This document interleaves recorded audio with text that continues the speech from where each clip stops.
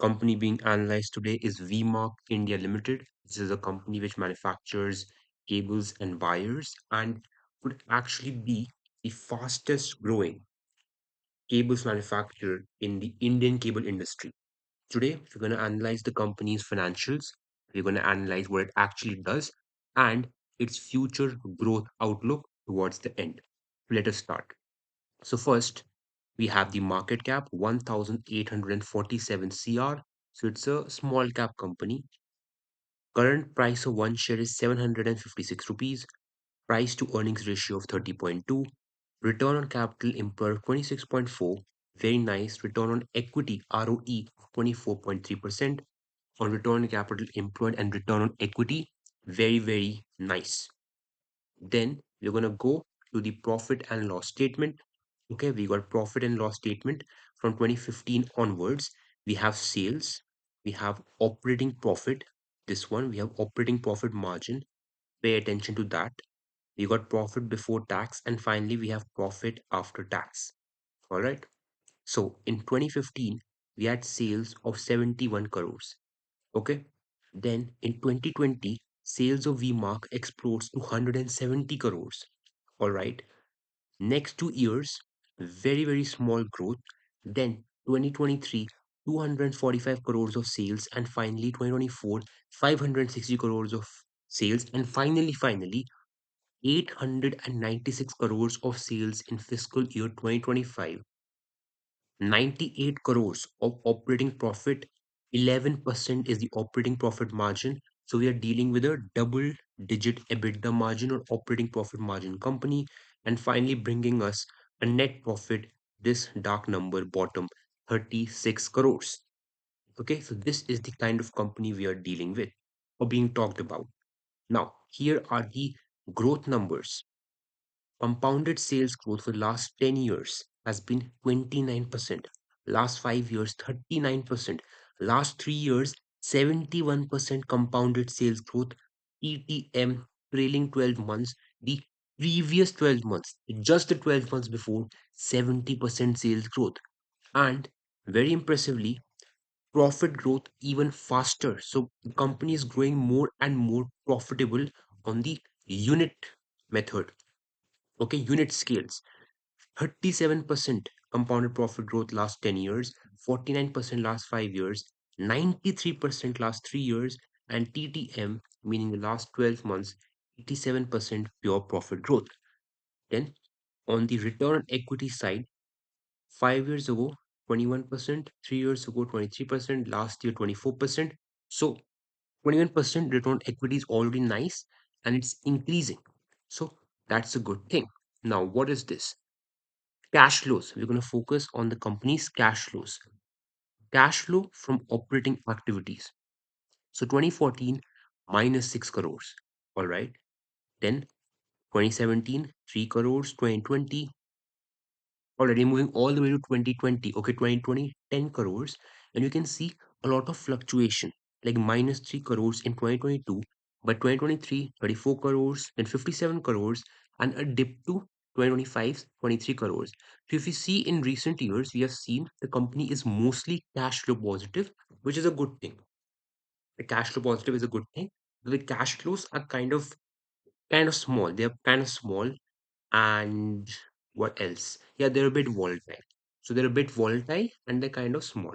So, okay. So as a summary, we're talking about a mostly cash flow positive company. Okay, high return capital employed, high return equity, uh, fast growth in sales, in profits. Okay. Now, look at this. This is a financial snapshot. All right. And here, just pay attention to one thing. Look at this. The green shows the first half of fiscal year 2026, orange shows the second half of fiscal year 2025, and the blue shows the first half of fiscal year 2025. Now, these are the revenues. Revenues in millions of rupees, okay, millions of rupees. And look at HT cables, high tension cables. Compare these to low tension cables, compare these to building wires and others. You can see there's a large difference here. The high tension cables are generating the most revenue. For example, in the first half of fiscal year 2026, that is the green one, high tension cables generated revenues of 337 crores compared to low tension wires generating revenues of 200 and I think that is 253 crores and 94.2 crores for building wires. Okay. Overall, the first half of fiscal year 2026 generated revenues of 691.5 crores. So you can see 691.5 crores, significant, almost 30% it seems, came from high tension cables. Reason to show this was to show that high tension cables are the major revenue bringer for now, followed by low tension cables. Then we have building wires as the third, and finally we have other some products. Now we will take an idea. Okay, we will take a look at the company. Total production capacity of 1,69,020 kilometers. Kilometers because we are cables, so cables production capacity is mentioned in kilometer terms. And remember this term, okay, 1.69 lakh. 1,200 dealer network, 21 states have been reached, 800 plus employees. All right. Then what else? What else? Yes, yes, yes. Let's continue. Now, industry background. Okay, industry background. First, the cables and wires market in India is likely to report a 20 to 14% CAGR growth from fiscal year 2023 to fiscal year 2027. The overall cables market. Okay, it is expected to grow to around 1.2 to 1.3 trillion Indian rupees from current 700 billion rupees in fiscal year 2023. So expected over the next few years to generate some high growth. Then, even with this high growth, higher growth is expected for organized players because organized players' shares continue to rise and it's expected to rise. Like in fiscal year 2014, branded players had 61%. Okay, 2014. When you move to fiscal year 2023, branded players now have 74% of the market and it's expected to rise to 80%. So we are already talking about a market. We're talking about a market which is expected to grow in the good double digits. Moreover, with that growth, organized players, their share would rise, so they should grow even faster as the share is rising. And finally, increase government capex. Okay, central government's capital expenditure in terms of infrastructure, all of that is expected to increase. That will boost growth. Okay, a new pillar for growth that is just keep boosting growth. Then growth and demand drivers for the cables industry and for VMARK in also because if the cable industry does well, then VMARK is also expected to do even better. Okay, so first is real estate expansion, urban population to hit 37% by 2025, rising nuclear families driving demand, EV infrastructure. India needs 2.05 million EV charging points by 2030, rural electrification drive, villages electrified have jumped from 300, only 300 950 to 6 lakh villages have now been electrified. Rural electrification, meaning more and more cables are needed. And finally, we jump to two very important things. First, the clients. Oh, sorry, no, the products. Yeah. So in products, I think we've already seen we have high tension cables, we have telephone switchboard cables. High tension are the more important. We have CCTV cables, we have low tension power and control cables. Okay, we got different types of products. Let's see the clients. Who are the clients? In among the clients of the company are some major names like BSNL, like PWD, like ONGC, like below ONGC you can see Larsen and Toubro. We got BHEL, we got Indian Oil, we got NTPC, Gale. So some massive clients, even the Indian Air Force among them. And finally, the future outlook. Okay, the future growth outlook.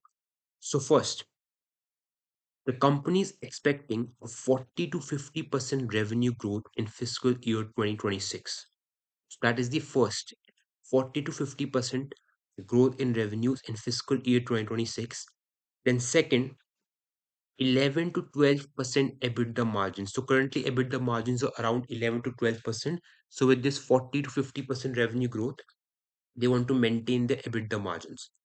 Then finally, they're ramping up their capacity. They're increasing their production capacity. So current production capacity is written here 1.69 lakh kilometers in fiscal year 2025. Then over the next 5 years, so by fiscal year 2030, fiscal year 2029, they want to expand to 7 lakh kilometers.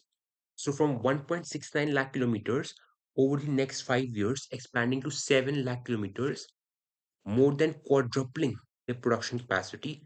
So yeah, that is it. That is VMark India Limited, high growth company, cash flow positive. Then what else? The industry as a whole is expected to do well with double-digit growth rates till fiscal year 2027. Increased government capital expenditure.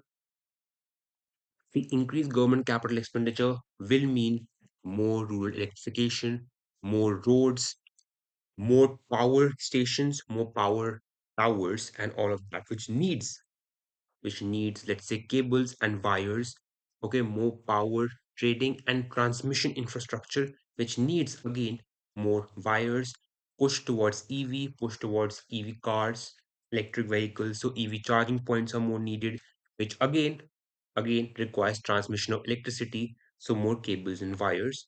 So as a summary, even the industry is expected to do well, and the company is positioning itself for massive growth through ramping up its capacity.